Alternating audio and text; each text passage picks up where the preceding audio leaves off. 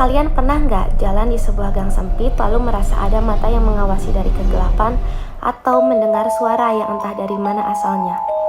Beberapa orang bilang kalau ini cuma perasaan kita, padahal ada beberapa bangunan yang tak sepenuhnya milik manusia. Saya, Jena Syakwita, nomor absen 15 dari kelas 105, akan menceritakan mitos horor yang diceritakan secara turun-temurun. Di ujung gang sempit, ada kos-kosan yang bikin bulu kuduk meremang. Siang hari terasa biasa saja, catnya kusam, pagarnya berkarat, jendelanya berdebu. Tapi waktu malam, suasananya beda banget. Udaranya jadi dingin, berat, bikin langkah kita terasa makin cepat.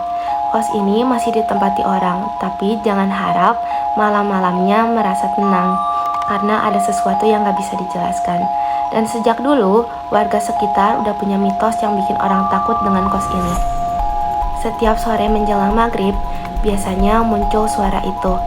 Kelereng jatuh melinding di lantai, kadang diselingi tawa kecil, renyah kayak anak-anak lagi bermain.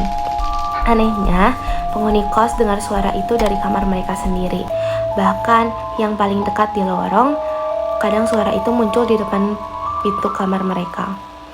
Mereka keluar untuk melihat kondisinya, tapi tidak ada apa-apa. Semua kamar dicek, lorong juga dicek, tetapi hasilnya tetap nihil. Tapi begitu mereka balik ke kamar, suaranya muncul lagi. Dan besoknya, balik lagi di jam yang sama dengan pola yang sama. Dan semua orang di kos sepakat, itu bukan anak-anak yang sedang main kelereng. Itu sesuatu yang sengaja menunjukkan keberadaannya. Nah, kalau sore dihantui suara kelereng, malamnya giliran sosok hitam di lantai atas yang muncul. Penghuni kos sering melihat bayangan duduk di pagar lantai 2. Diam saja, kadang nunduk, tapi juga kadang menatap lurus ke jalan. Semua penghuni tahu, jangan menoleh terlalu lama. Ada bapak penghuni yang pulang larut malam, dia melihat sosok itu. Awalnya menunduk, tapi tiba-tiba mendongkak, menatap langsung ke arahnya. Malam itu, pintu kosnya diketuk berkali-kali. Begitu dibuka, tidak ada siapapun. Gangguan yang bikin orang trauma datang dari kamar mandi. Tangisan lirih terdengar, awalnya pelan, kayak rintihan. Lama-lama makin jelas, panjang menyayat hati. Kadang terdengar perempuan, kadang suara pria dewasa yang menahan perih. Penghuni yang kamarnya dekat dengan kamar mandi, mereka kira ada teman yang sedang bersedih. Tapi ketika dicek, kamar mandi terkunci rapat. Tidak ada siapapun, hanya ada air yang menetes.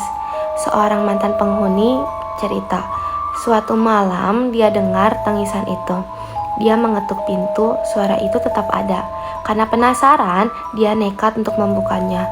Saat dia buka, yang dia temui hanya kamar mandi yang gelap dan bau anjir yang menusuk hidung. Malam itu dia nggak tidur dan besoknya berencana untuk pindah kosan. Sejak itu semua penghuni percaya kamar mandi itu dihuni sesuatu yang terikat. Tangisan itu bukan suara biasa, itu jeritan arwah yang gak pernah tenang. Warga sekitar percaya semua ini berawal dari tragedi lama.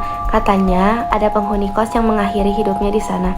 Alasan pastinya gak pernah ada yang tahu. Tapi sejak malam itu bangunan ini berubah.